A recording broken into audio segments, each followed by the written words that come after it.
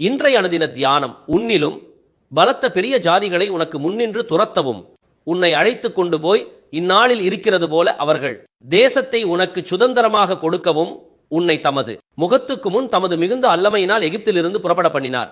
உபாகமம் 4:38. எகிப்தில் அடிமைதனத்தில் இருந்த இஸ்ரவேல் ஜனங்களை கொண்டு 7 ஜாதிகளை துரத்தினார், 31 ராஜாக்களை மேற்கொள்ள செய்தார்.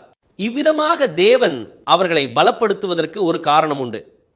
ஆம், தேவன் ஆபிரகாமிற்கு கொடுத்த வாக்குத்தத்தத்தின்படி கால் மிதித்த இடத்தை சொந்தமாக அவர்களுக்கு கொடுக்க வேண்டும். அன்றைக்கு இஸ்ரவேல் ஜனங்களுக்கு முன்பாக எப்படி வாக்குத்தத்தத்தின் தேசம் இருந்ததோ அதுபோல நமக்கு முன்பாக பரம கானான் உள்ளது. பரம எருசலேம், பரம சீயோன் நமக்கு முன்பாக இருக்கிறது. நாம் நித்திய ராஜ்யத்தை சுதந்தரித்துக் கொள்ள அழைக்கப்பட்டிருக்கிறோம். இதை நீங்கள் சுதந்தரித்த கொள்ளாதபடி தடுக்கிற எல்லா சத்துருக்களின் வல்லமைகளையும் நீங்கள் மேற்கொள்ள வேண்டும். வானமண்டலத்தில் உள்ள பொல்லாத ஆவிகளின் சேனைகளோடும் யுத்தம் பண்ணி மேற்கொள்ள வேண்டும். இதற்காகவே தேவன் உங்களை பலப்படுத்துகிறார். தேவன் உங்களுக்கு கொடுத்த பலத்தை தேவனுடைய வார்த்தை காண்டாமிருகத்துக்கொத்த பெலன் என்று சொல்லுகிறது.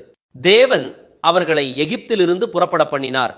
காண்டாமிருகத்துக்கொத்த பெலன் அவர்களுக்கு உண்டு. அவர்கள் தங்கள் சத்துருக்களாகிய ஜாதிகளை பட்சித்து அவர்கள் எலும்புகளை நொறுக்கி அவர்களை தங்கள் அம்புகளாலே ஏவார்கள்.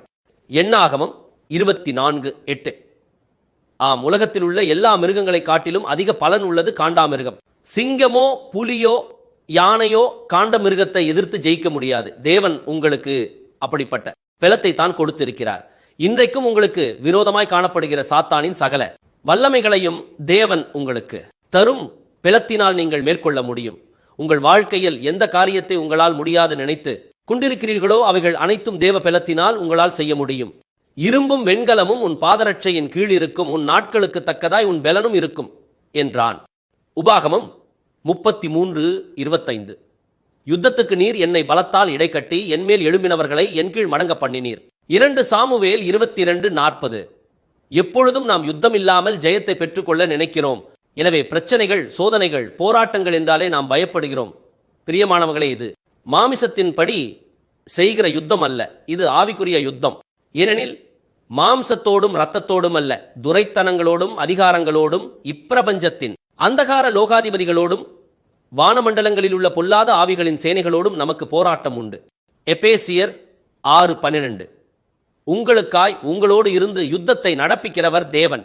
யுத்தத்தில் உங்களுக்கு ஜெயம் கொடுக்கிறவர் தேவன். என்னை பலப்படுத்துகிற கிறிஸ்துவினாலே எல்லாவற்றையும் செய்ய எனக்கு பலன் உண்டு. பிலிப்பியர் 4:13.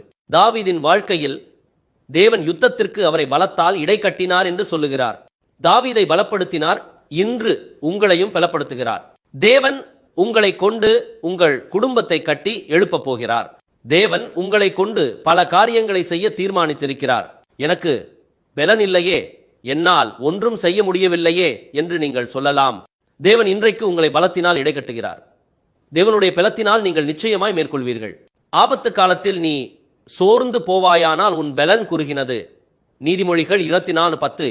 பரிசுத்த ஆவியின் பலத்தால் இனி உன் வாழ்க்கை ஜெயமாக மாறப்போகிறது.